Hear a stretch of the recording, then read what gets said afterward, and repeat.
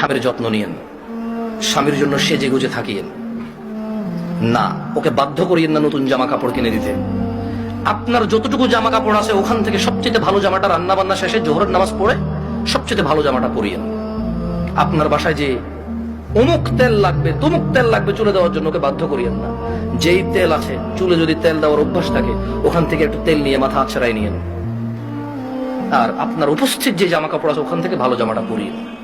স্বামী যখন ঘরে ঢুকবে মুচকি হেসে ওকে সালাম দিয়ে রিসিভ করিয়েন। ও যদি সালাম দিয়ে ঢোকার জ্ঞান রাখে, যোগ্যতা রাখে, অতটুকু ইবাদত করার যদি ওর মন মানসিকতা থাকে তো থাকলো, আর নাহলে আপনি ওকে রিসিভ করেন হাসি মুখে।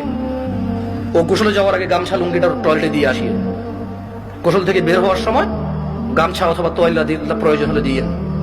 এরপর জিজ্ঞেস করিয়েন ভাত কি খাবে এখন নাকি একটু পরে। যদি বলে যে পরে খাবে কিছুক্ষণ পর আবার জিজ্ঞেস করিয়েন ভাত খাবে কিনা।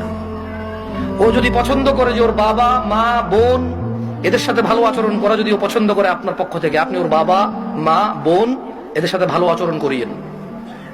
ওরা যতই কটু কথা বলুক আপনি ওর বাবা মা বোনের বিরুদ্ধে ওর কাছে বিচার দিয়েন না।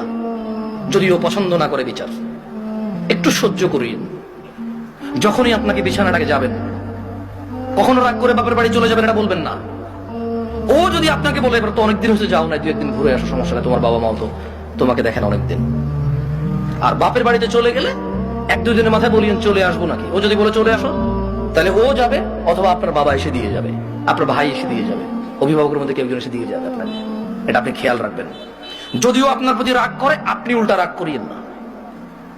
আপনি একটু ইতস্ত হয়ে একটু নার্ভাস ফিল করিয়েন। আধা ঘন্টার মধ্যে যদি ও সরি না বলে আপনি সরি বলে আবার ওর সাথে মিলিত হয়ে যান।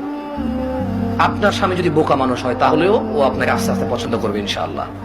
আর যেই স্বামী ভালো সেই স্বামী সবসময় চিন্তা করে আমার বউটা যদি একটু কটু কথাও বলে, ও যদি একটু কর্কশ হয়, ও কোনো পুরুষের সাথে কথা বলে না, চরিত্র নষ্ট করে না, এমন মহিলা রেখে দেওয়া যায়, ওকে পোষা উচিত, যত্ন করা উচিত।